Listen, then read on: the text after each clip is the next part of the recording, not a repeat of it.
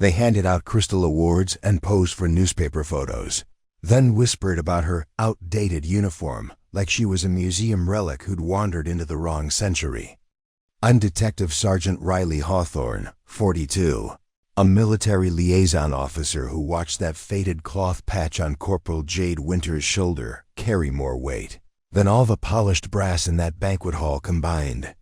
Strange how something smaller than a business card can hold more honor than a wall full of commendations.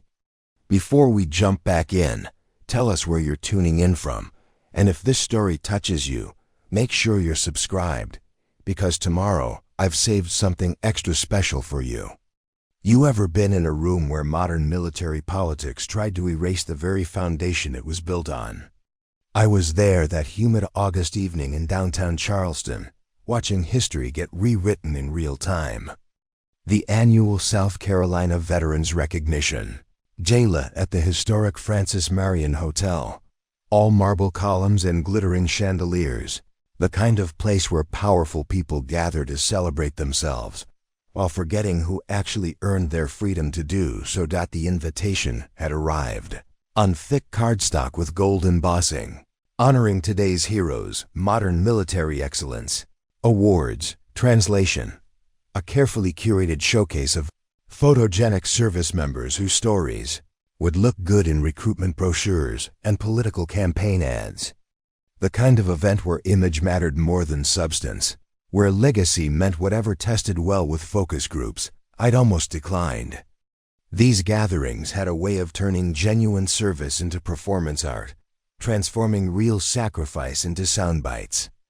But something about the guest list had caught my attention, specifically what wasn't on it. No mention of the 5th 10th Combat Engineering Battalion. No recognition of Operation Dust Bowl. No acknowledgement of the women who'd cleared IEDs from Afghan mountain passes while the media focused on more inspiring stories from safer zones. The ballroom buzzed with the controlled energy of military precision meets political theater. State senators in expensive suits mingled with current active duty personnel whose uniforms displayed ribbons, so knew they still had creases. Local news crews positioned themselves strategically, hunting for the perfect shot of American heroism that would play well on the evening broadcast. Near the registration table, a display showcased enlarged photographs of this year's honorees, pilots with perfect smiles, cyber warfare specialists in pristine dress blues, special operations officers whose classified missions had been sanitized for public consumption. Each photo was accompanied by a brief biography highlighting their relevance to modern warfare and inspiration to future generations. And there, almost hidden behind a potted palm near the service entrance, stood Corporal Jade Winters at 34. She moved with the quiet efficiency of someone who'd learned that survival often depended on being overlooked. Her dress blue uniform was regulation perfect, pressed creases sharp enough to cut paper, brass polished to mirror finish, posture straight as a rifle barrel. But it was the patch on her left shoulder that made her stand out like a vintage photograph in a digital gallery. The 5th 10th Combat Engineering Battalion insignia.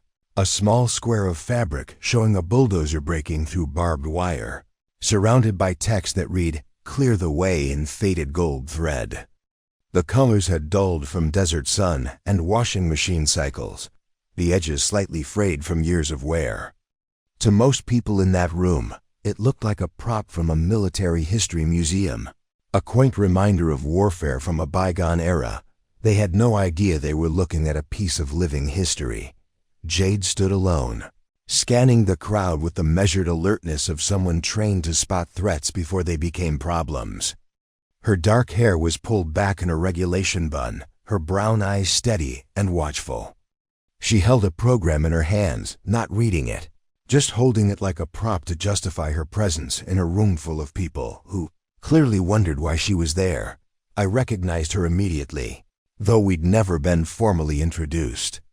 Every military liaison officer worth their salt knew about the Kandahar Bridge incident, even if it never made the headlines.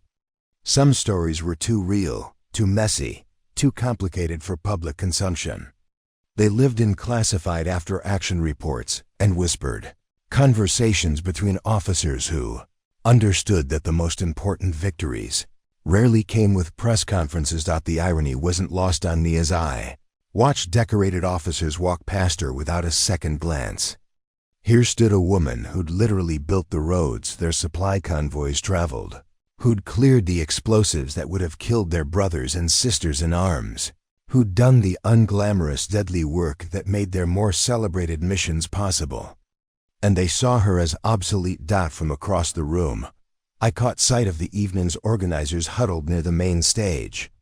Colonel Patricia Vance, the event coordinator, gestured animatedly while speaking to her assistant, occasionally glancing toward Jade with an expression that mixed confusion with mild irritation. I couldn't hear their conversation, but their body language told the story clearly enough. Someone had made a mistake, and that mistake was standing near the palm tree wearing a patch that didn't belong in their carefully crafted narrative of modern military excellence. The formal program was scheduled to begin in 20 minutes. 20 minutes before Jade would discover that her name had been quietly removed from the evening's agenda. 20 minutes before the real story would begin, a story about what happens when political convenience collides with genuine heroism, when image management tries to eclipse authentic service, when the very people responsible for protecting our freedom decide that some protectors are more marketable than others. I adjusted my position near the bar, close enough to observe, but far enough to avoid interfering. That was always the challenge in these situations, knowing when to watch and when to act. Tonight, I had a feeling that decision would be made for me. The crystal chandeliers cast everything in warm, golden light, making the brass buttons and polished shoes gleam like props in a perfectly staged production. But in that manufactured perfection, Jade Winters stood as a reminder of something real, something earned in dust and danger rather than conference rooms and camera lights. She didn't know it yet, but she was about to become the most important person in that room. The question was whether anyone else would be brave enough to recognize it. Preparing and narrating this story took us a lot of time, so if you are enjoying it, subscribe to our channel. It means a lot to us. Now back to the story. The Francis Marion Hotel had been transformed into a monument to selective memory. Red, white, and blue bunting draped from every column, while enlarged photographs of today's military heroes lined the walls like a gallery of politically approved valor. The air conditioning hummed against the August heat, but couldn't quite mask the underlying tension that comes when genuine service gets filtered through public relations machinery. Round tables draped in crisp white linens filled the main ballroom, each centerpiece featuring miniature American flags surrounded by battery-operated LED candles that cast artificial warmth across polished silverware. The head table sat elevated on a small platform, reserved for the evening's honorees, distinguished guests, and the carefully selected media representatives who would craft tomorrow's headlines about military excellence in the modern age. At the registration desk, volunteers in matching red blazers checked names against tablets loaded with digital guest lists. Behind them, a backdrop displayed the logos of corporate sponsors, defense contractors, and political organizations whose financial support came with implicit expectations about which stories would be told and which would be quietly forgotten. The guest list itself read like a who's who of South Carolina's military and political establishment. Active duty officers from nearby bases mingled with retired generals whose chest ribbons told stories of conflicts spanning 4 decades. State legislators worked the room with practiced ease, their conversations peppered with phrases like supporting our troops and honoring service, words that sounded meaningful until you noticed how carefully they avoided specifics. Young officers fresh from their first deployments stood in small clusters, their new ribbons gleaming under the chandeliers, eager to be seen and recognized in this arena where careers could be made or quietly derailed. They represented the military's future, or at least the version of that future that played well in focus groups and congressional hearings.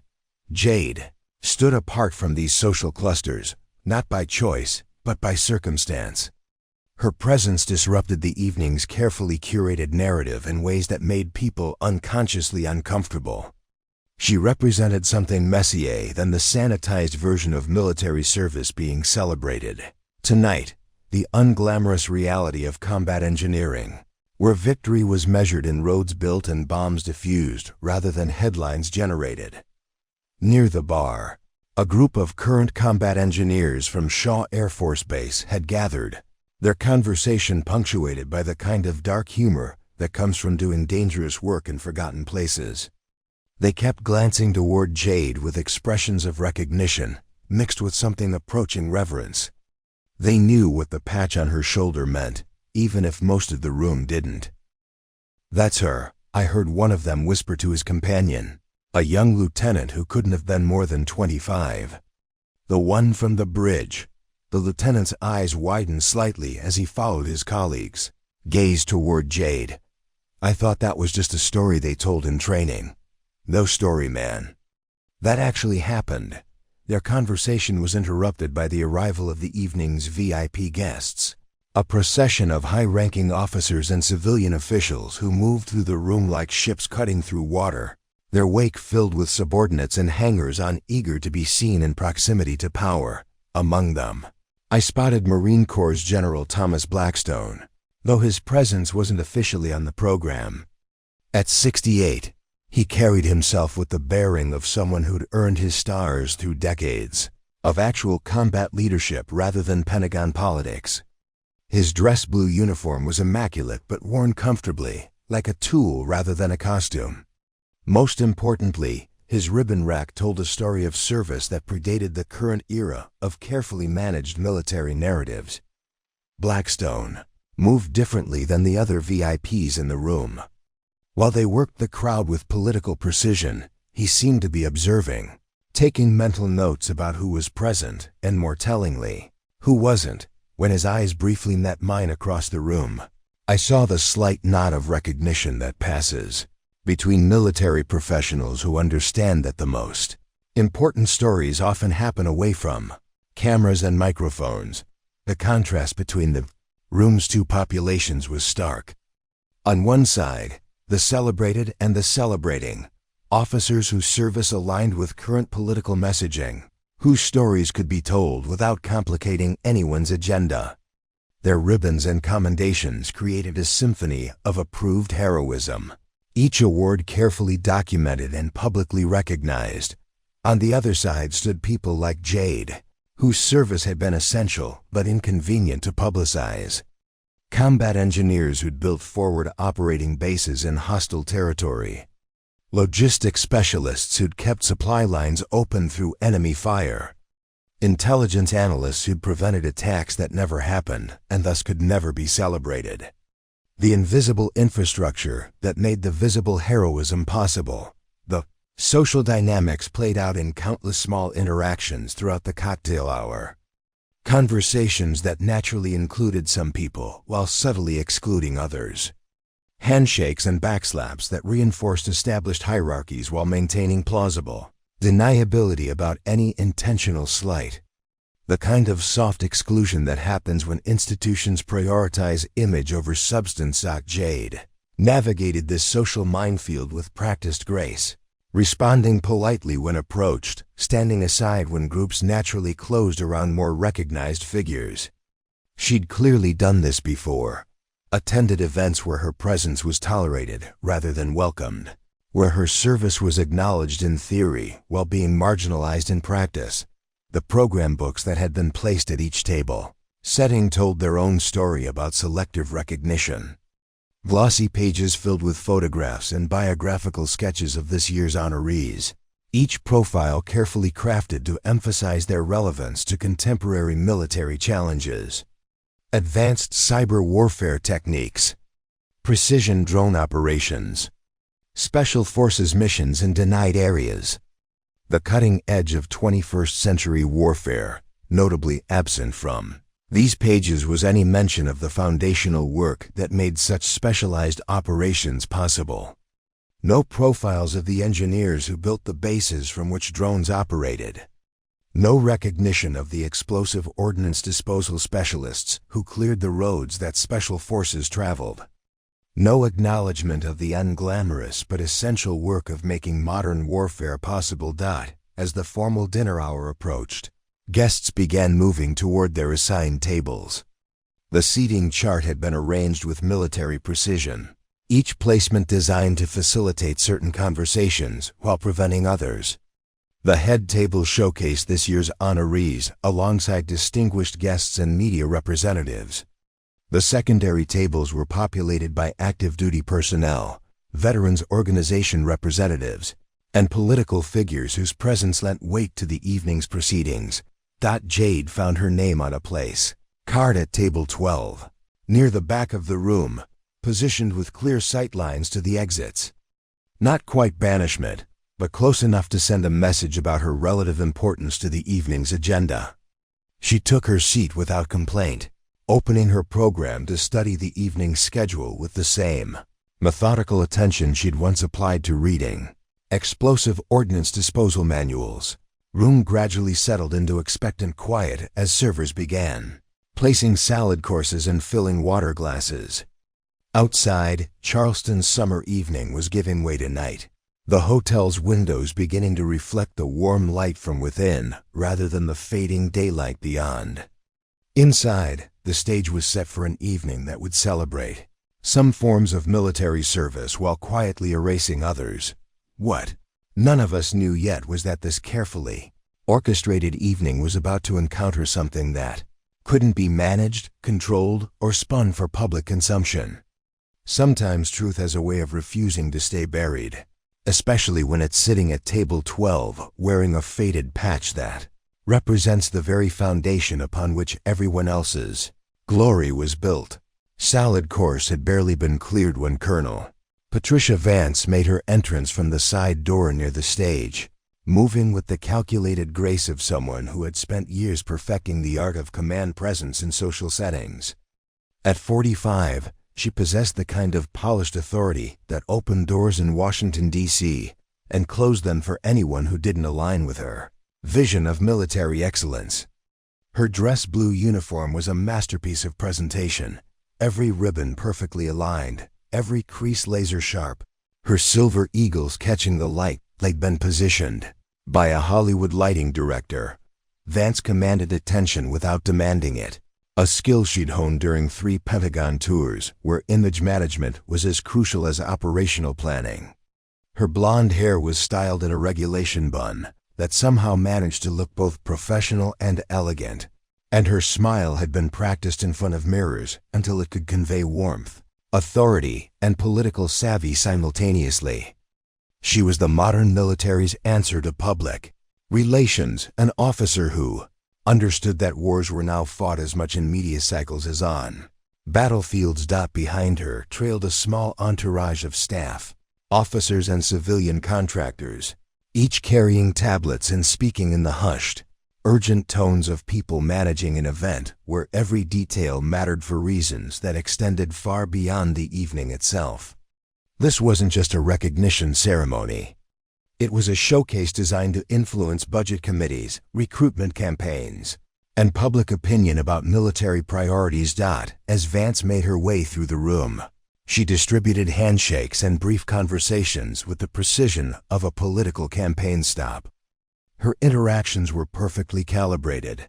Longer conversations with local media representatives, warm greetings for political figures, respectful acknowledgments of senior officers, and encouraging words for the young service members whose stories would feature prominently in tonight's presentation. Her progress through the room eventually brought her to the general vicinity of table 12, where Jade sat quietly reviewing the evening's program. Vance's approach wasn't direct. She stopped first at table 11 to congratulate a young Air Force captain on his recent commendation for innovative drone warfare techniques, her voice carrying just enough to be overheard at neighboring tables. "Captain Morrison, your work with autonomous targeting systems represents exactly the kind of forward-thinking innovation our military needs," Vance said, her smile genuine in its calculation. "This is the face of modern warfare, Technological superiority combined with precision execution. It's officers like you who prove that today's military is more capable than ever. The captain beamed under the attention, clearly aware that Colonel Vance's approval could accelerate his career trajectory in ways that actual combat effectiveness never could. Around him, other officers at the table nodded appreciatively, recognizing the political theater while understanding their roles in maintaining it. It was during this performance that Vance's gaze drifted to the adjacent table, where Jade sat with her program open, seemingly absorbed in reading about the evening's honorees. Vance's trained eye immediately cataloged the details: regulation uniform, proper bearing, but something distinctly out of place. The patch on Jade's shoulder looked weathered, almost vintage, like a piece of military memorabilia rather than current insignia. Vance's expression shifted almost imperceptibly, the kind of micro-change that happens when someone spots a detail that doesn't fit their carefully managed narrative.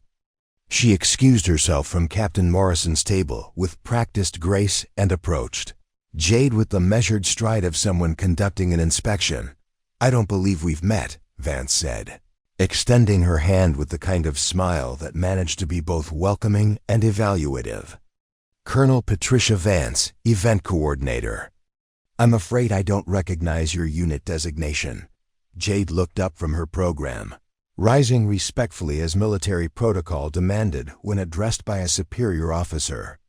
"Corporal Jade Winters, ma'am. 5th 10th Combat Engineering Battalion." The name hung in the air for a moment while Vance's mental database processed the information. Her smile remained fixed, but something behind her eyes sharpened like a lens coming into focus. The 5th 10th Combat Engineering Battalion wasn't on any of the approved unit lists for this evening's celebration. More importantly, combat engineering represented exactly the kind of unglamorous, politically complicated military work that didn't photograph well for recruitment brochures. "The 5th 10th, Vance repeated, her tone carefully neutral. "I'm not familiar with your current operational status." "Are you still active duty?" "Yes, ma'am." "Currently stationed at Fort Benning, assigned to infrastructure development projects." Vance's gaze dropped to the patch on Jade's shoulder, studying it with the attention of someone examining evidence. The faded colors and frayed edges told a story of extended field use that contrasted sharply with the pristine uniform surrounding them. This wasn't ceremonial dress.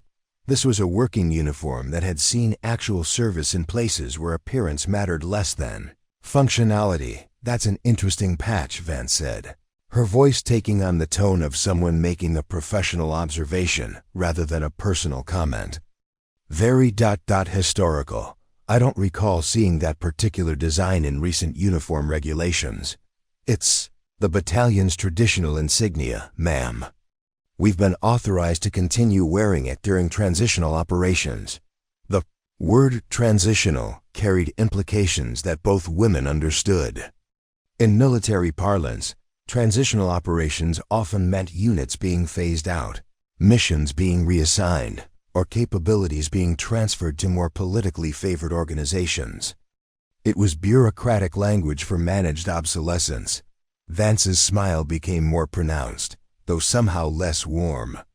"Of course, tradition is important, though I imagine maintaining historical accuracy can be challenging when trying to communicate our current capabilities to external audiences." She gestured subtly toward the head table, where this evening's honorees were taking their seats for the main program.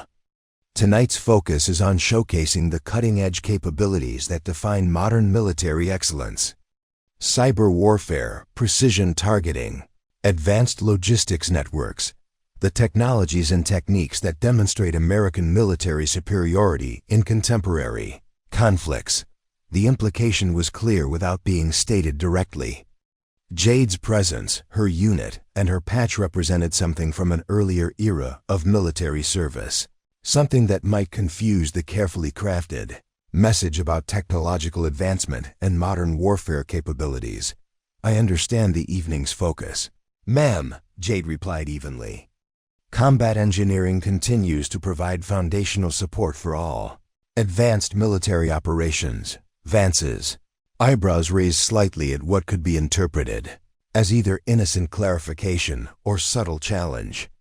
Foundational support, yes. Though I think you'll find that modern military engineering has evolved considerably from traditional approaches. Much more integrated with technological systems, much more aligned with contemporary operational requirements. She paused, studying Jade's face for any sign of understanding about the position being communicated. I hope you'll enjoy the presentations tonight. I think you'll find them quite educational about where military service is heading in the 21st century. The dismissal was polite but unmistakable.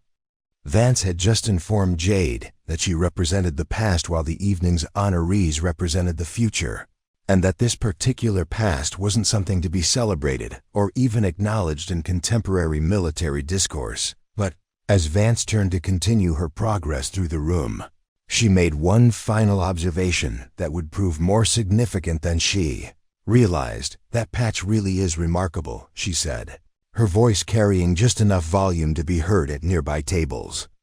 It's like looking at a piece of military history. Almost museum quality, really. I'm sure there are collectors who would find something like that quite fascinating. The comment landed with surgical precision. Museum quality, collectors, historical artifact.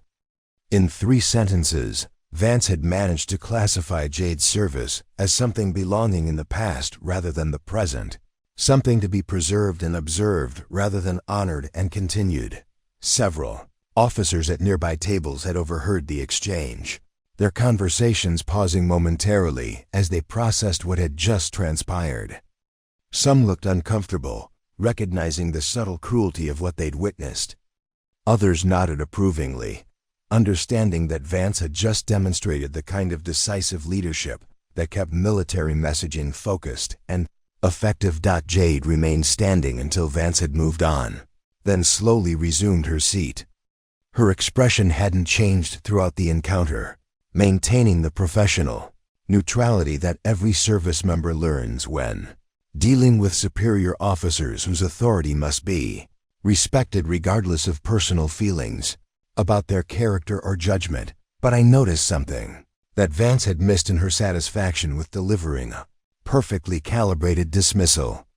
Jade's hand had moved to rest lightly on the program beside her plate, and her thumb was tracing small, unconscious circles on the paper, the kind of repetitive motion that soldiers develop when processing stress or anger while maintaining external composure. The exchange had lasted less than 5 minutes, but it had accomplished exactly what Vance intended. Everyone within earshot now understood that Jade represented something outdated, something that didn't belong in the contemporary military narrative being celebrated tonight. The message had been delivered with plausible deniability, no direct insults, no obvious cruelty, just a professional assessment delivered with administrative efficiency. What Vance couldn't have known was that her carefully managed evening was about to encounter someone who understood the true value of museum-quality service, someone whose own distinguished career had been built on exactly the kind of foundational work that she'd just dismissed as historically interesting but contemporarily irrelevant. The stage was now set for a collision between political expediency and authentic recognition, between managed narrative and unmanaged truth. Main course arrived with military precision, servers moving in coordinated formation through the ballroom, delivering identical plates of herb-crusted chicken and roasted vegetables to each of the 300 guests. But Jade barely touched her food. She sat with perfect posture, occasionally taking small sips of water, her attention focused on the middle distance in that particular way soldiers learn when they need to be present in body while protecting their minds from immediate circumstances. Around table 12, conversation had become stilted after Colonel Vance's visit. The other attendees, a mix of junior officers, veterans organization representatives, and civilian contractors, seemed uncertain how to navigate the social aftermath of what they'd witnessed. Some made awkward attempts at small talk about the weather or the hotel's historic architecture. Others ate in uncomfortable silence, occasionally glancing toward Jade as if trying to gauge whether she needed support or preferred to be left alone. Master Sergeant Kevin Hayes, a grizzled logistics coordinator from Fort Stewart, finally broke the tension with the kind of direct honesty that comes from 3 decades of military service. "Colonel Vance can be a real piece of work when she wants to make a point," he said quietly, cutting his chicken with deliberate precision. "Don't take it personal, Corporal. Politics makes people say stupid things sometimes." Jade turned toward him with a slight smile that didn't quite reach her eyes. "No offense taken, Sergeant. I've heard worse assessments of my relevance to modern military operations." The comment carried layers of meaning that everyone at the table understood. This wasn't Jade's first encounter with officers who viewed combat engineering as an outdated specialty, and it wouldn't be her last. But there was something in her tone, not bitterness, not resignation, just a quiet acknowledgement of realities that she'd long since learned to navigate. 15 years in the Corps," continued Hayes, "and I've learned that the loudest voices usually belong to people who've never had to dig a foxhole or fix a generator at 3 in the morning. Real soldiers know the difference between talking about war and actually fighting one." A young Navy lieutenant at the far end of the table, clearly uncomfortable with the direction of the conversation, attempted to redirect towards safer ground.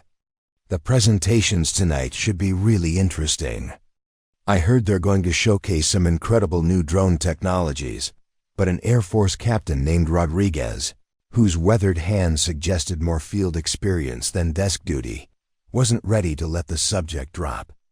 New technology is great," he said, "but it still needs someone to build the runways those drones take off from. Needs someone to clear the landing zones and secure the fuel depots. Funny how that part never makes it into the recruitment videos." His comment prompted nods around the table from service members who understood the unglamorous reality behind the polished presentations. They represented the vast middle layer of military service, the specialists and technicians whose work made headline-grabbing operations possible, but rarely earned headlines themselves. Jade listened to this exchange without participating, her expression remaining professionally neutral. But I noticed her left hand resting on the table, fingers occasionally tracing the outline of something in her jacket pocket. It was a subtle gesture, barely perceptible, but it suggested she was drawing strength from some physical reminder, perhaps a letter, a photograph, or some other tangible connection to why her service mattered regardless of contemporary political assessments.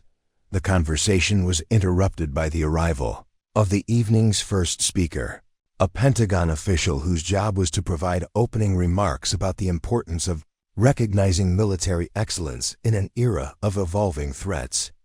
His presentation was polished and generic, filled with the kind of inspirational language that meant everything and nothing simultaneously. As he spoke about honoring those who represent the best of American military values, Jade's attention seemed to drift toward the display of honorary photographs near the stage. Each image showed young, photogenic service members whose accomplishments aligned perfectly with current military messaging priorities. Cyber warfare specialists who'd prevented digital attacks, special operations officers who'd conducted precision missions and denied territories, intelligence analysts who'd identified terrorist networks through advanced data mining techniques.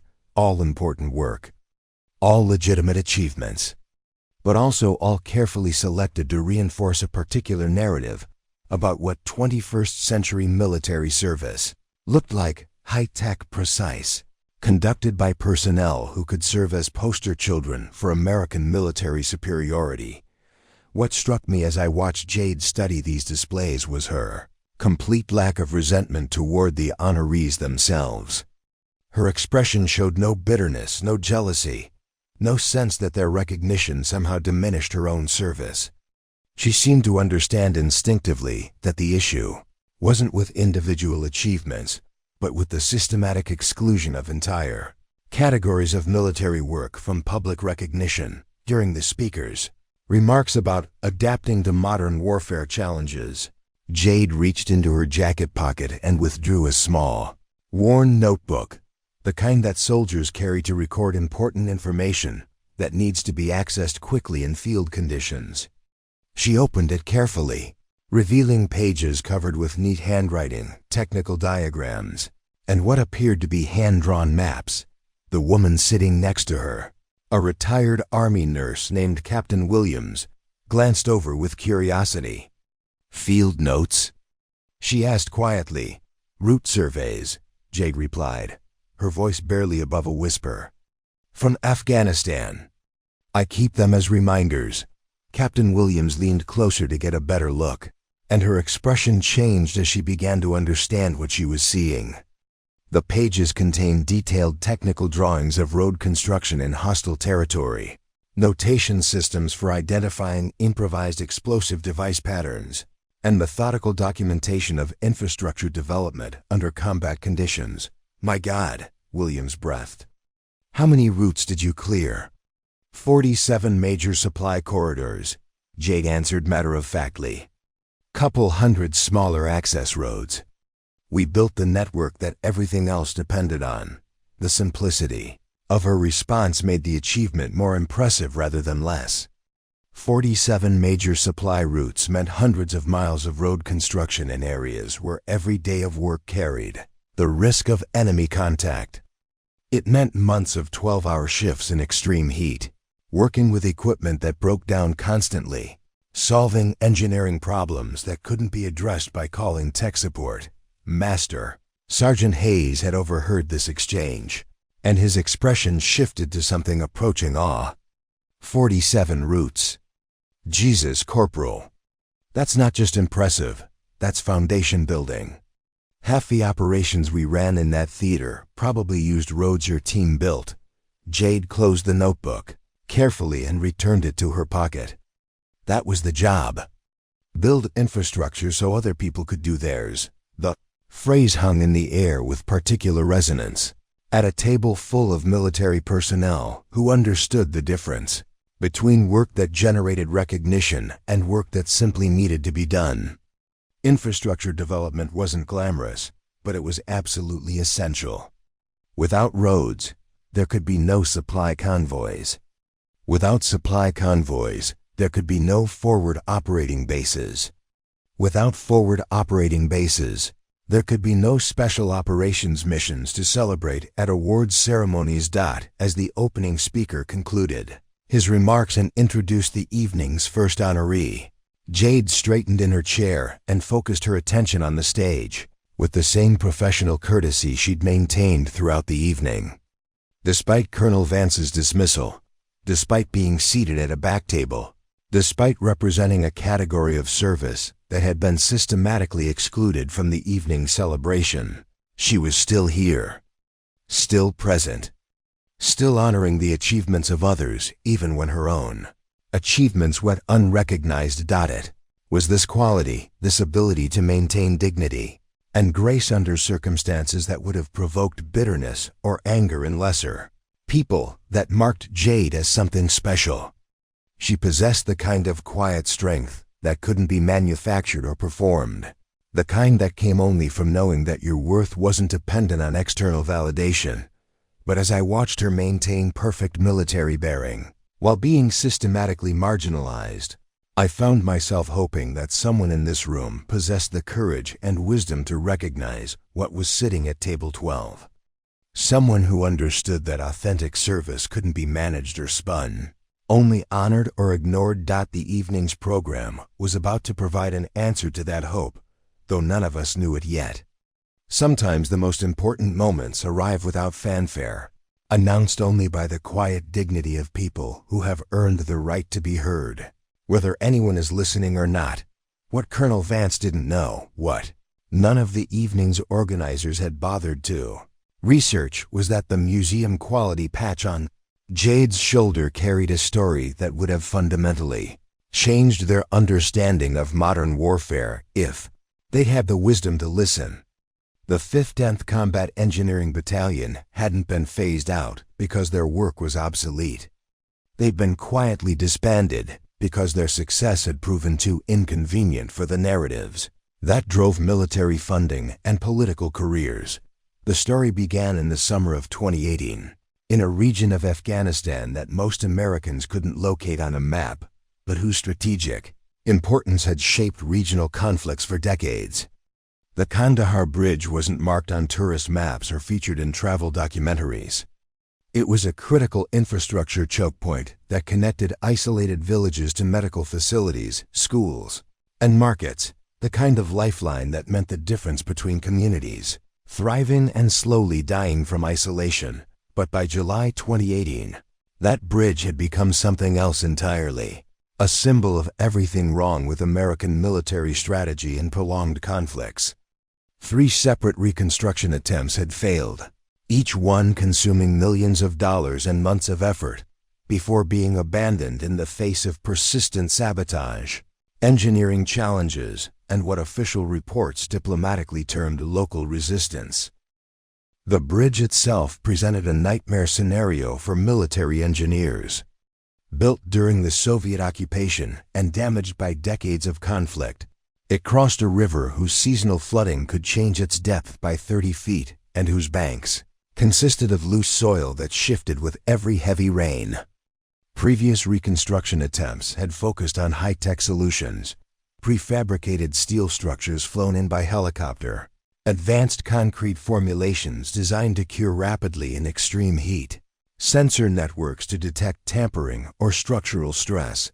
All of these approaches had failed for the same fundamental reason. They ignored the human and environmental realities of the location. Local populations had learned to distrust military construction projects that appeared overnight and disappeared just as quickly when funding priorities changed. The river's seasonal patterns couldn't be overcome by engineering alone.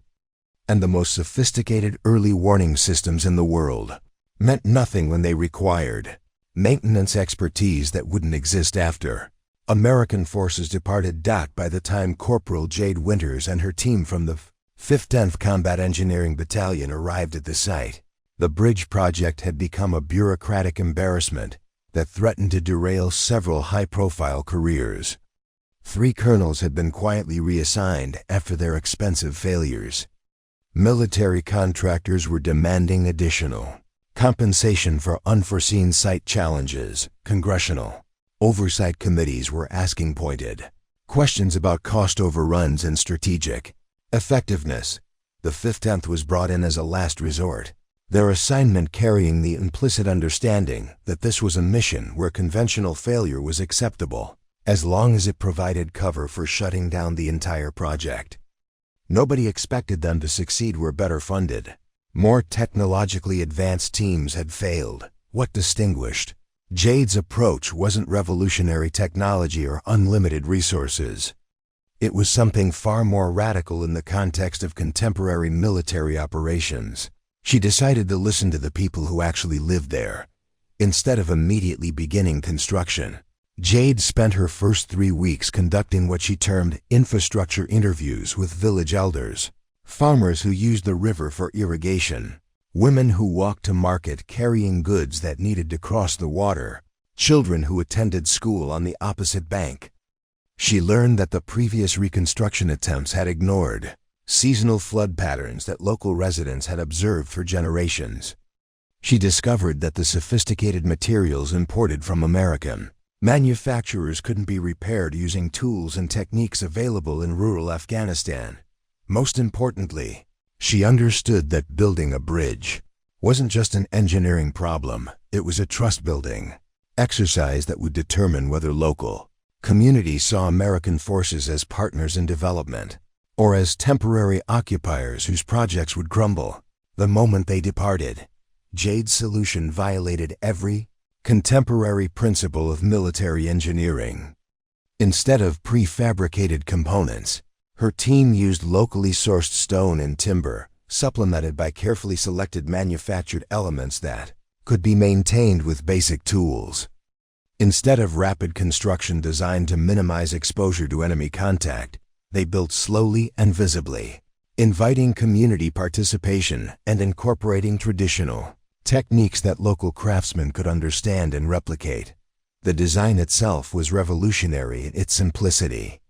Rather than fighting the river's seasonal patterns, the bridge was constructed to work with them, sections that could be temporarily removed during flood season and reinstalled when water levels dropped, foundations that used the river's own force to increase structural stability rather than resist it, drainage systems that protected the bridge by channeling water rather than blocking it. But the truly innovative element was human rather than technical. Jade established what she called maintenance partnerships with local residents, training them to perform routine upkeep and minor repairs, while creating economic incentives for protecting the structure. Village elders weren't just consulted about the design, they became stakeholders in its long-term success. The construction process took 4 months, twice as long as planned and conducted under constant threat of enemy harassment. Jade's team worked in full combat gear, with armed escorts and strict security protocols. They endured temperatures that regularly exceeded 115 degrees, sandstorms that could halt work for days, and the constant stress of operating in hostile territory where any local resident might be gathering intelligence for insurgent forces. But when the bridge was completed in November 2018, something unprecedented happened.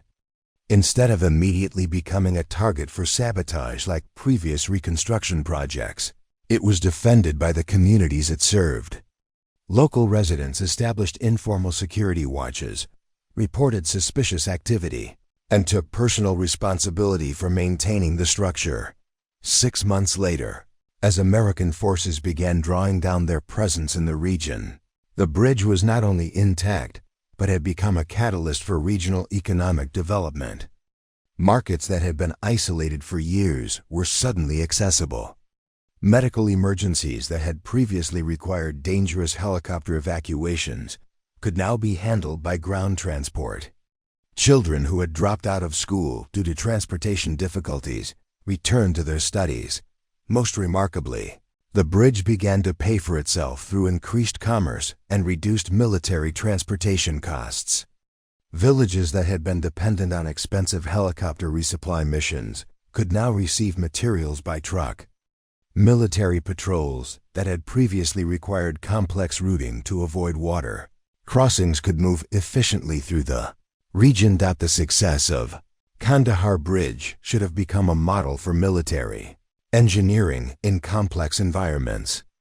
Jade's approach demonstrated that sustainable infrastructure development was possible even in hostile territory, that local partnerships could be more effective than advanced technology, and that long-term strategic success sometimes required patience rather than speed. The bridge itself presented a nightmare scenario for military engineers.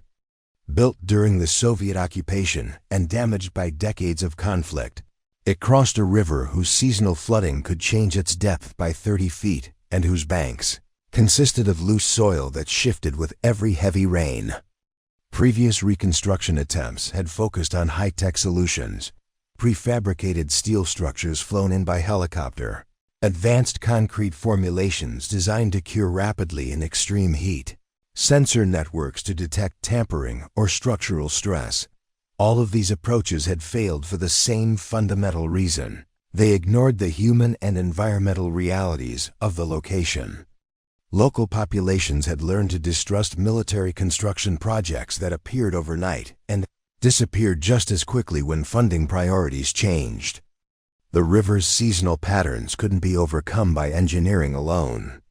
And the most sophisticated early warning systems in the world meant nothing when they required maintenance expertise that wouldn't exist after American forces departed. By the time Corporal Jade Winters and her team from the 5th 10th Combat Engineering Battalion arrived at the site, the bridge project had become a bureaucratic embarrassment that threatened to derail several high-profile careers. 3 colonels had been quietly reassigned after their expensive failures. Military contractors were demanding additional compensation for unforeseen site challenges. Congressional oversight committees were asking pointed questions about cost overruns and strategic effectiveness. The 5th 10th was brought in as a last resort, their assignment carrying the implicit understanding that this was a mission where conventional failure was acceptable, as long as it provided cover for shutting down the entire project.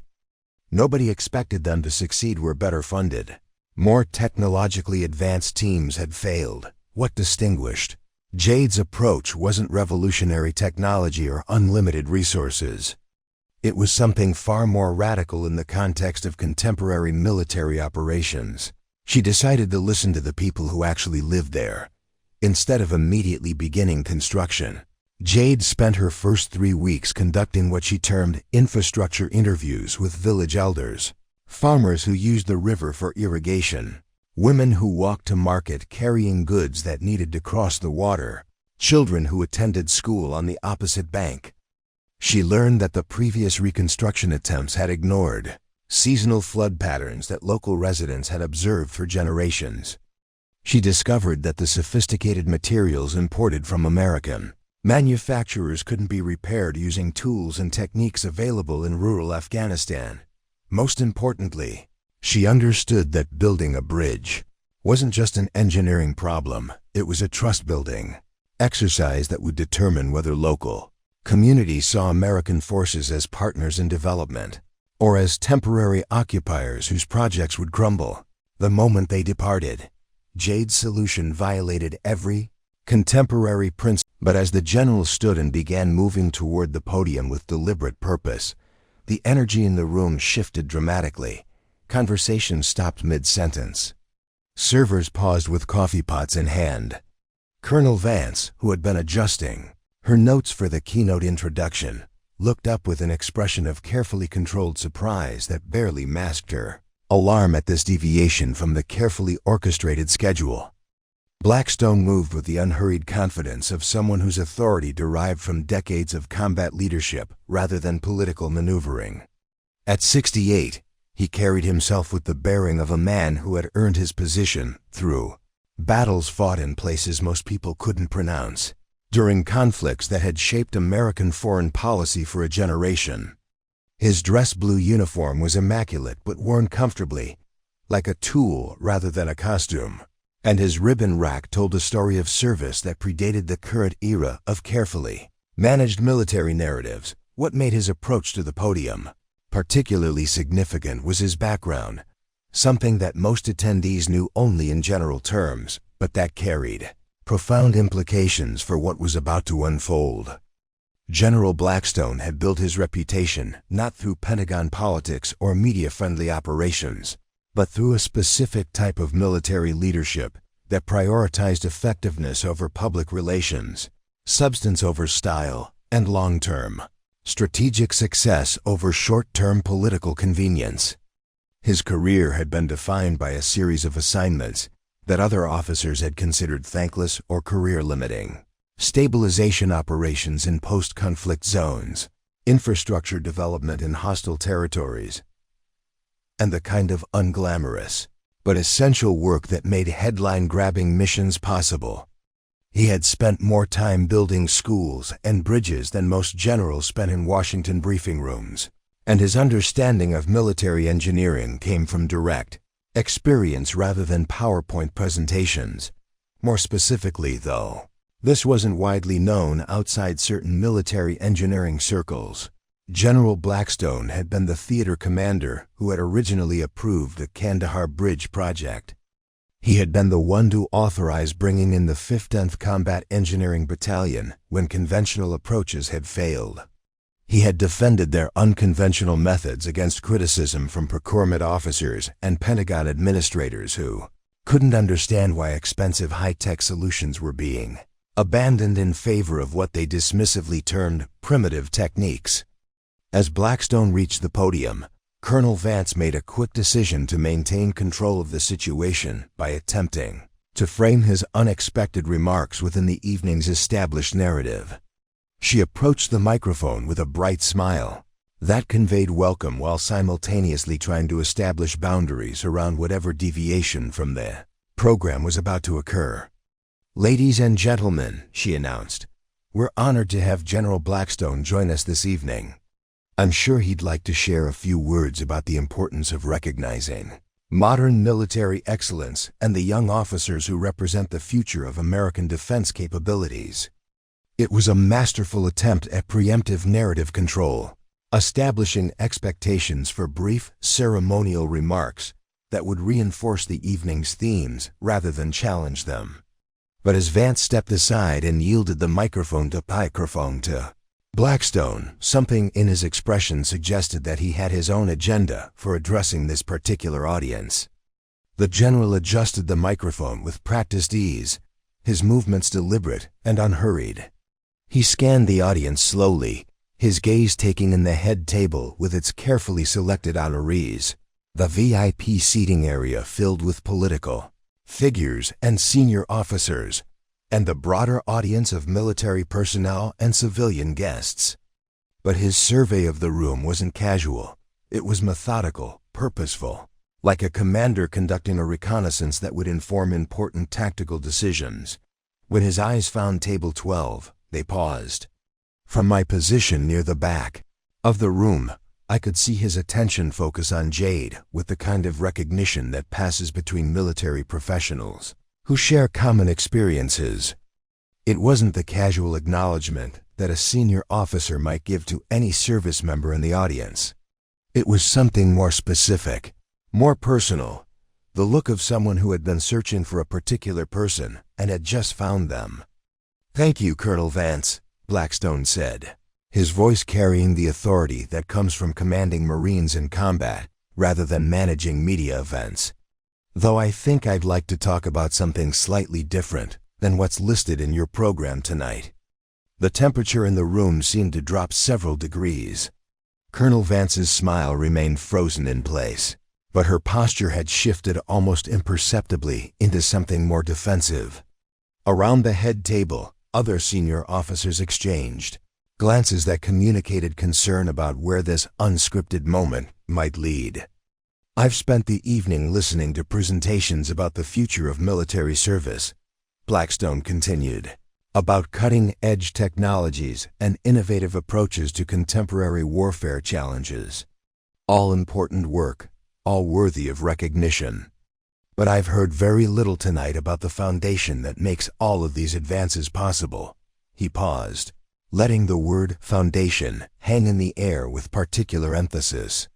It was a term that could have multiple meanings in the context of military service, but coming from a general with Blackstone's background, it carried specific implications about infrastructure, logistics, and the unglamorous work that enabled more visible operations.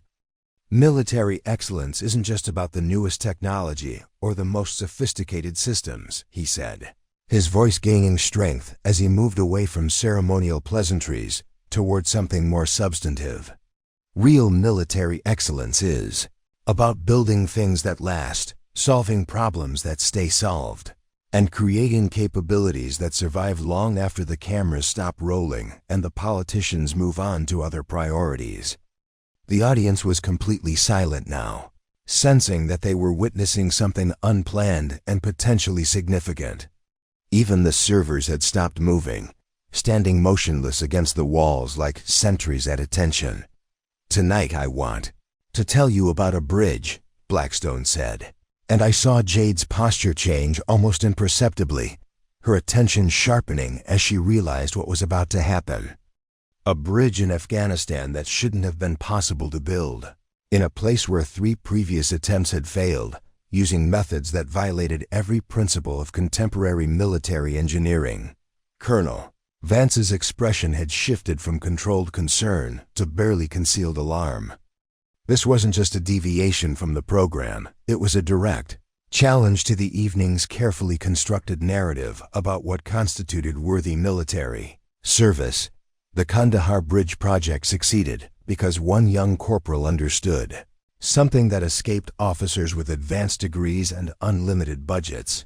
Blackstone continued, his gaze moving deliberately toward table 12. "She understood that real military engineering isn't about imposing solutions. It's about building partnerships. Not just with materials and equipment, but with the people whose lives depend on the infrastructure we create." The room was absolutely Still now, 300 people holding their collective breath as they realized they were witnessing something far more significant than the routine recognition ceremony they had expected. This was about to become a moment where carefully managed narratives collided with unmanaged truth, where political convenience confronted authentic achievement, and at the center of it all sat Corporal Jade Winters, still maintaining perfect military bearing while the most senior Marine in the room prepared to tell her story to an audience that had spent the entire evening dismissing her as irrelevant to contemporary military excellence. General Blackstone stepped away from the podium, abandoning the safety of the stage platform for the more intimate territory of the ballroom floor. The movement was deliberate, calculated to transform what had been a formal address into something far more personal and direct. As he walked into the audience, 300 people instinctively shifted in their chairs, some leaning forward to maintain sight lines, others unconsciously straightening their posture as the general's presence moved through their midst. "The bridge I'm talking about wasn't just a construction project," Blackstone continued, his voice carrying easily through the room without amplification. Trained by decades of addressing troops in environments where electronic equipment failed, and clear communication meant the difference between mission success and catastrophic failure. It was a test of everything we claim to believe about military effectiveness, strategic thinking, and the courage to admit when conventional wisdom isn't working. Colonel Vance remained at the head table, her hands clasped tightly in front of her, maintaining a professional smile that had become increasingly strained as she realized that her carefully managed evening was spiraling beyond her control. Around her, other senior officers watched with expressions ranging from curiosity to concern, understanding that they were witnessing something that could have career implications depending on how it played out. But Blackstone's attention wasn't focused on the head table or the VIP seating area. His path through the audience was taking him steadily toward the back of the room, toward table 12. Where Jade sat with the kind of military bearing that becomes reflexive after years of service. Back straight, hands resting calmly in her lap, expression professionally neutral despite the growing realization that her anonymity was about to end in the most public way possible. 3 teams had attempted to rebuild this bridge, Blackstone said as he walked, his movement turning his address into a kind of mobile presentation that drew the audience's attention along with him. 3 teams with impressive credentials, unlimited budgets, and access to the most advanced engineering equipment the United States military could provide. Each team approached the project as a technical challenge to be solved through superior American technology and engineering expertise. He paused beside table 8, where a group of junior officers sat transfixed by this unexpected deviation from the evening script. One of them, a young captain whose cyber warfare achievements had been highlighted earlier in the program, looked particularly uncomfortable as he began to understand that the general's remarks were building towards some kind of implicit criticism of the very technological superiority that had been celebrated all evening. Each team failed, Blackstone continued, not because they lacked technical knowledge or adequate resources, but because they made the fundamental mistake of believing that complex problems require complex solutions. They assumed that American military superiority meant imposing American methods rather than adapting American capabilities to local realities. The silence in the room had become absolute. Even the hotel staff had stopped their quiet movements, servers standing motionless against the walls, busboys frozen with partially cleared tables. The only sound was the soft click of Blackstone's dress shoes against the polished floor as he continued his deliberate progress toward the back of the room. At table 12, Master Sergeant Hayes had begun to understand what was happening, his expression shifting from confusion to something approaching awe as he realized that the most senior Marine in the room was walking directly toward their table. Beside him, Captain Williams gripped her coffee cup so tightly her knuckles had gone white, while Lieutenant Rodriguez stared at Jade with the sudden recognition of someone who had just realized they were sitting next to living history. The fourth team succeeded, Blackstone said, his voice gaining emphasis as he drew closer to his destination, because they understood something that had escaped their predecessors. Military engineering isn't about demonstrating technological superiority. It's about building solutions that work in the real world, with real people, under real conditions that don't care about our theories or our budgets. He had reached table 11 now, close enough that his presence dominated the immediate area, close enough that every person at table 12 could see the details of his expression, the intensity in his eyes as he prepared to deliver whatever climactic point had been building throughout his unexpected address.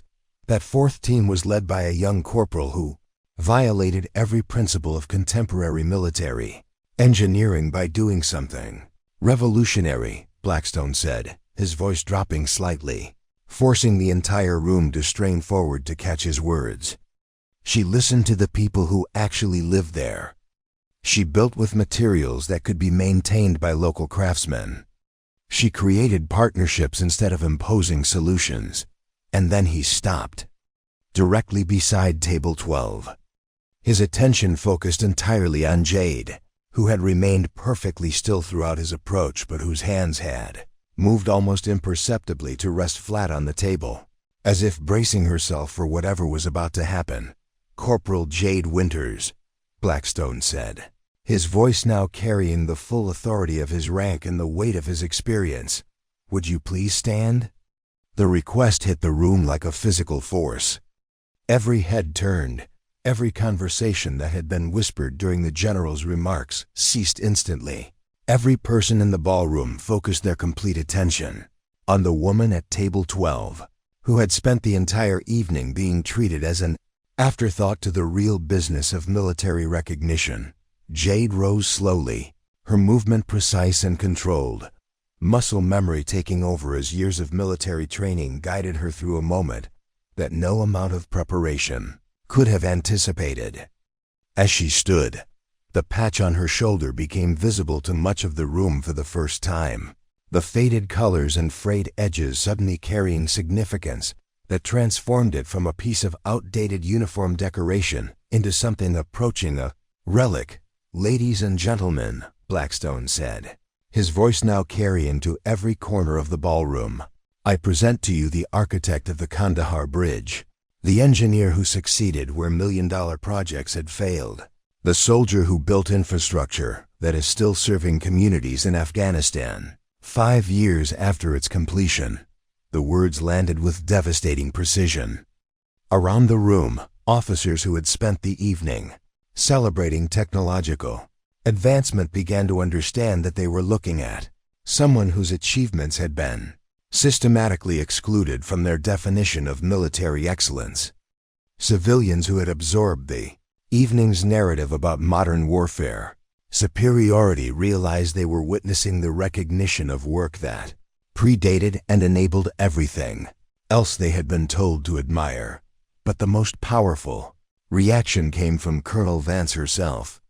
From across the room, I could see her expression shift through a rapid sequence of emotions, confusion, recognition, alarm, and finally something approaching panic as she began to understand the implications of what was happening.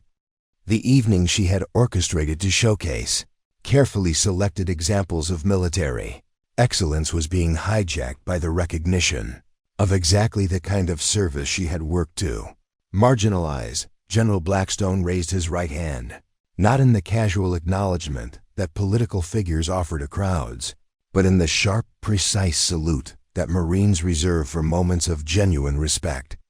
He held it, 1 beat, 2 beats, his eyes locked on Jade's face while 300 people watched an unscripted moment of authentic military recognition unfold before them. The Kandahar Bridge stands today, he said, his salute still held, his voice carrying the finality of someone delivering a verdict that could not be appealed or revised. Because Corporal Winters understood that real military excellence isn't about the equipment we carry or the technology we deploy.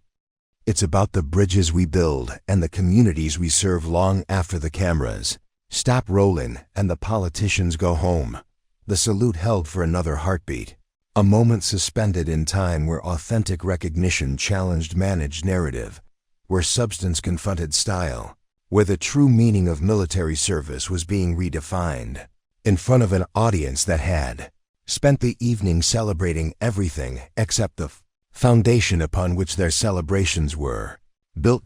And in that moment, with every eye in the room focused on the exchange between the general and the corporal, something fundamental shifted in the evening's power dynamics, setting the stage for a reckoning that would force everyone present to reconsider what they thought they knew about honor, service, and the courage required to recognize truth when it stands directly in front of you. General Blackstone lowered his salute with military precision, but he wasn't finished. The recognition he had just provided was merely the opening movement of a larger symphony of truth that was about to reshape everyone's understanding of what had transpired that evening. He turned to face the broader audience, his expression carrying the gravity of someone who had spent decades in positions where difficult truths could no longer be avoided or managed away. The Kandahar Bridge project cost $180,000, he announced, his voice cutting through the silence with the precision of data that couldn't be disputed or spun. The 3 previous attempts cost a combined total of $47 million. Corporal Winters' team completed their work in 4 months using locally sourced materials and community partnerships. The previous teams consumed 2 years and required constant security support that diverted resources from other critical operations. The numbers landed like artillery rounds across the ballroom. Around the room, officers whose careers had been built on managing expensive procurement contracts exchanged glances that conveyed profound discomfort. Civilian defense contractors who had attended the evening expecting to network with decision-makers suddenly found themselves witnessing a very public examination of exactly the kind of cost-effectiveness analysis that threatened their business models. But Blackstone wasn't merely delivering a budget comparison. He was systematically dismantling the narrative that had justified an entire evening of celebrating technological superiority while ignoring foundational competence. More importantly, he continued, the Kandahar Bridge remains operational today, 5 years after its completion. It requires no American maintenance support, no ongoing security presence, and no additional funding from Congress. The communities it serves have expanded their economic activities by 300%. Medical emergency response times have improved by 80%. School attendance in the region has increased by 250%. Each statistic was delivered with the matter-of-fact precision of a commander presenting after-action reports to superiors who needed to understand operational realities rather than political talking points. But the cumulative effect was devastating to the evening's carefully constructed celebration of modern military excellence. At the head table, Colonel Vance's expression had progressed beyond mere alarm into something approaching professional terror. She understood better than anyone in the room that Blackstone's revelations weren't just challenging her events narrative, they were exposing fundamental questions about military procurement priorities, resource allocation, and the institutional biases that determined which achievements received recognition and which were quietly buried in classified reports. The bridge succeeds, Blackstone said, his attention returning to Jade, who remained standing at perfect attention despite being the center of the most intense scrutiny she had probably experienced since her original military training. Because Corporal Winters understood something that our most advanced military education systems seem to have forgotten. Sustainable solutions require sustainable partnerships. Effective infrastructure must work within existing communities rather than imposing external systems that require constant maintenance and protection. He paused, scanning the audience with the deliberate attention of someone ensuring that his message was being received and understood by everyone present. But here's what makes Corporal Winters' achievement even more remarkable, Blackstone continued, and I could sense the room bracing itself for whatever revelation was about to follow. She accomplished this success while operating under conditions that would have defeated most conventional engineering teams. Her work site was subject to daily harassment fire from insurgent positions. Her supply lines were constantly threatened by improvised explosive devices. Her team worked in temperatures that regularly exceeded 120 degrees Fahrenheit, with equipment that broke down frequently and replacement parts that took weeks to arrive. The audience was completely silent now, absorbing details that transformed their understanding of what Jade had accomplished from impressive to extraordinary. But Blackstone wasn't finished cataloging the challenges that had been overcome. 3 members of her team were wounded by sniper fire during the construction process, he said, his voice carrying the weight of someone who had personally signed the casualty reports and written letters to families. They continued working. Her base camp was attacked by rocket fire 17 times during the 4-month construction period. They continued working. Her project was officially classified as non-essential by Pentagon planners who wanted to redirect her resources to what they considered higher priority missions. She continued working.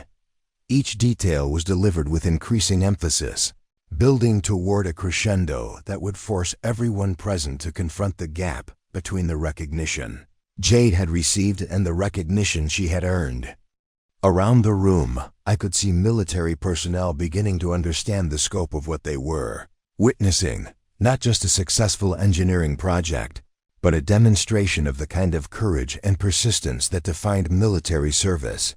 At its most fundamental level, the bridge was completed on schedule and under budget, Blackstone said.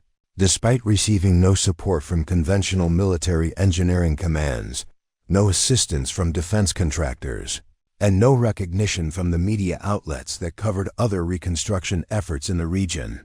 At Table 12, Master Sergeant Hayes was staring at Jade with an expression of barely controlled emotion, his weathered face reflecting the recognition of someone who understood exactly what it meant to complete essential work under impossible conditions without external support or recognition. Around him, other experienced military personnel were displaying similar reactions as they processed the full scope of what they were learning, but the most significant reaction was coming from the younger officers scattered throughout the audience, the same demographic that had been celebrated throughout the evening for their technological innovations and contemporary military expertise. Their expressions showed the dawning understanding that their achievements, however impressive, had been built upon exactly the kind of foundational work that they had been unconsciously taught to dismiss as obsolete or irrelevant to modern warfare. The 5th 10th Combat Engineering Battalion was disbanded 8 months after completing the Kandahar Bridge, Blackstone announced, and the finality in his voice made it clear that this detail was the culmination of everything he had been building toward.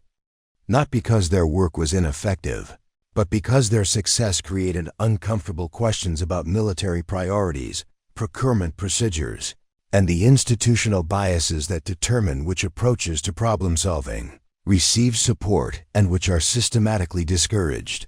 The statement hung in the air like an indictment, forcing everyone present to confront the possibility that excellence might sometimes be punished rather than rewarded when it threatened established interests or challenged preferred narratives. Colonel Vance made a desperate attempt to regain control of the situation, rising from her chair and approaching the area where Blackstone and Jade stood facing each other. Her movement was calculated to suggest that she was participating in rather than being overwhelmed by the evening's unexpected developments. "General Blackstone," she said, her voice carrying forced enthusiasm that barely masked her panic. "This is certainly a fascinating historical perspective on military engineering. Perhaps we could incorporate some discussion of how these traditional approaches might be adapted to complement our contemporary technological capabilities." It was a masterful attempt at damage control, designed to reframe Blackstone's revelations as interesting historical context rather than direct challenges to current military priorities. But Blackstone's response made it clear that he wasn't interested in allowing his message to be diluted or redirected. "Colonel Vance," he said, his voice carrying the authority of someone whose rank and experience gave him the power to speak without concern for political consequences. "Corporal Winters' work isn't historical perspective. It's current operational reality.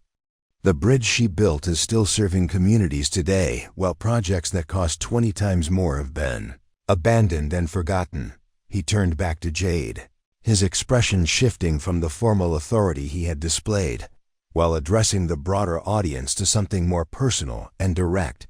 "Corporal Winters," he said, "your service represents the best traditions of American military engineering. You built something that lasted, solved problems that stayed solved, and created capabilities that survived long after political priorities changed. That's not obsolete. That's exactly what military excellence should look like." The words carried the weight of final judgment, delivered by someone whose authority to make such assessments was unquestionable. Around the room, 300 people were processing the implications of what they had witnessed. A systematic reversal of the evening's power dynamics, a public recognition of achievement that had been systematically marginalized, and a challenge to fundamental assumptions about what military service should prioritize and celebrate.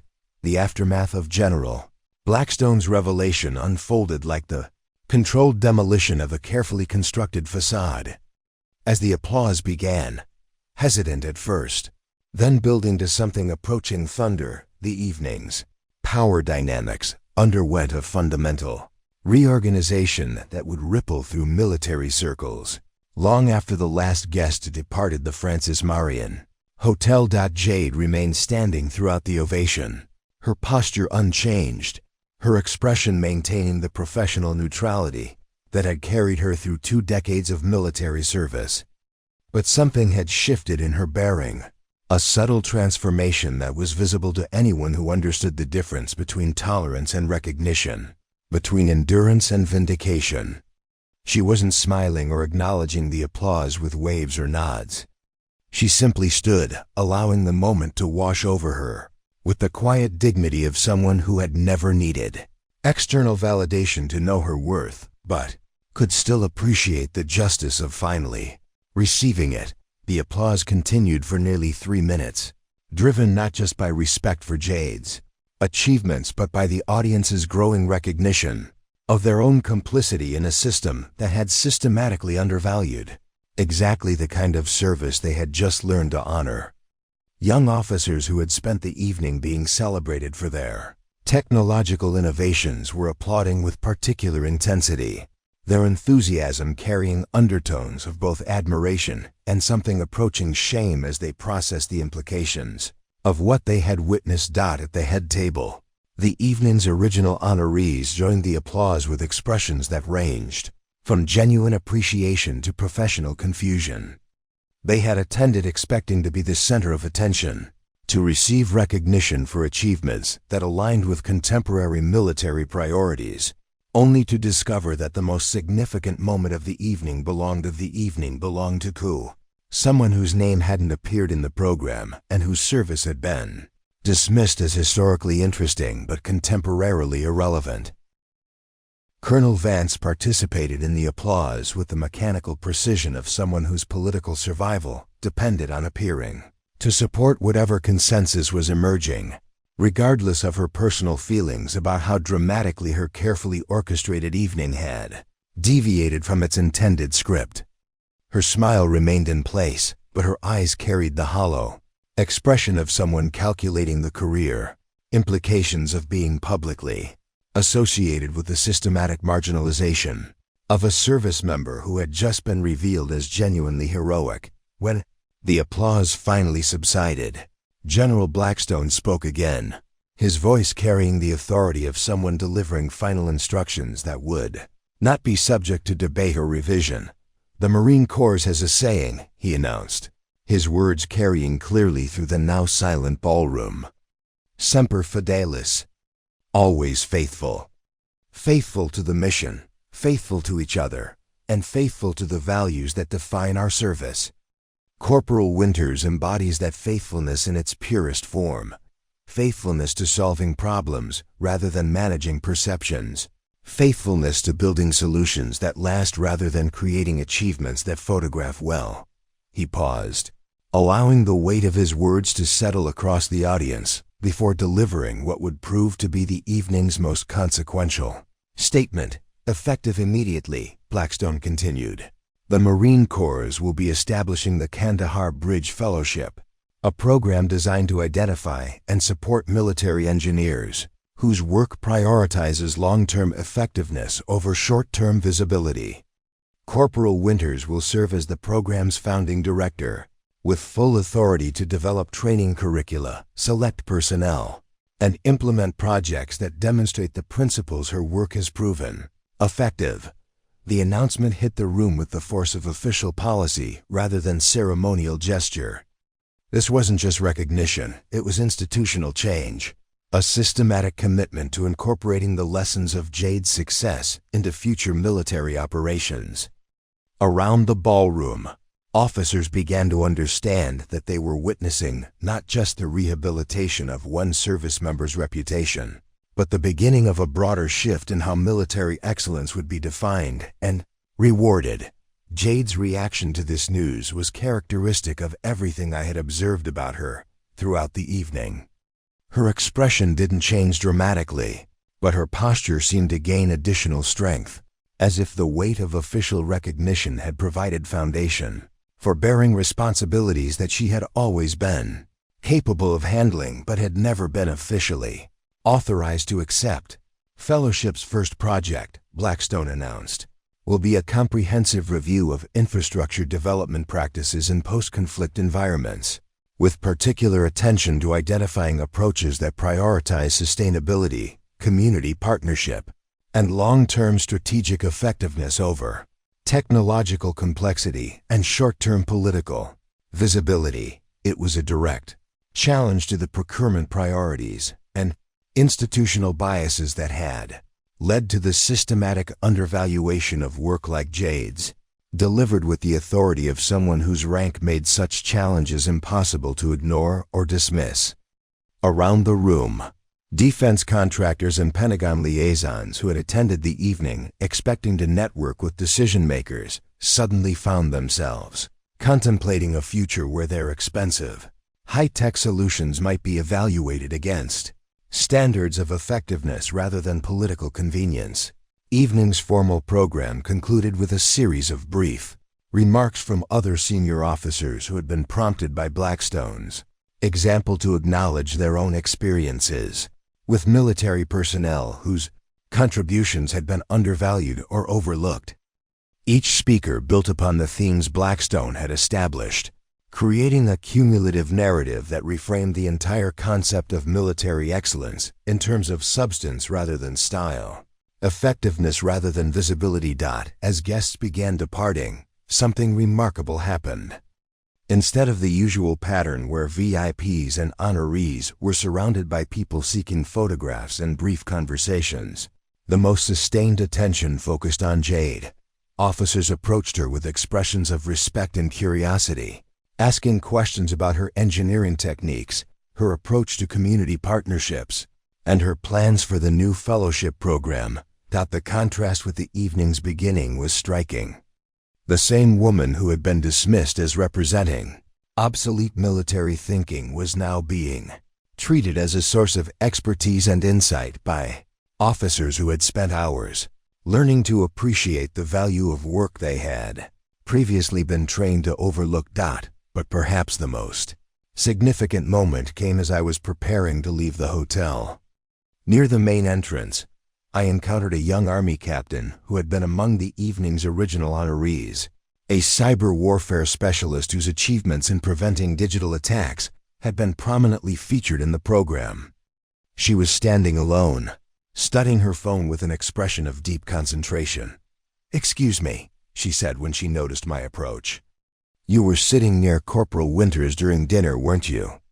I was wondering if you could help me understand something." She held up her phone, displaying what appeared to be a military engineering manual. I've been reading about infrastructure development techniques since General Blackstone's remarks, and I'm trying to understand how someone builds sustainable partnerships in hostile environments. It seems like there's an entire aspect of military effectiveness that we don't really teach in contemporary training programs. Her question captured something essential about the evening's impact. The recognition of Jade's service hadn't just corrected a historical injustice. It had opened a conversation about military priorities, training methods, and the institutional structures that determined which approaches to problem-solving received support and development. I told her, that's exactly the kind of question the Kandahar Bridge Fellowship is designed to address. Maybe you should consider applying when the program launches.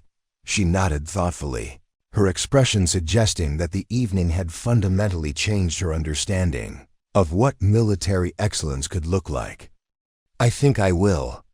It seems like there's a lot more to learn about building things that last. As I walked out into Charleston's humid evening air, I reflected on what I had witnessed. The transformation hadn't just been about one woman receiving long overdue recognition for extraordinary service.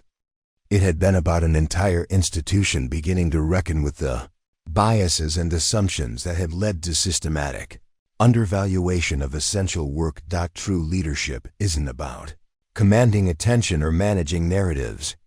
It's about recognizing worth wherever it stands, building solutions that outlast political cycles, and having the courage to acknowledge when institutional priorities need fundamental reconsideration.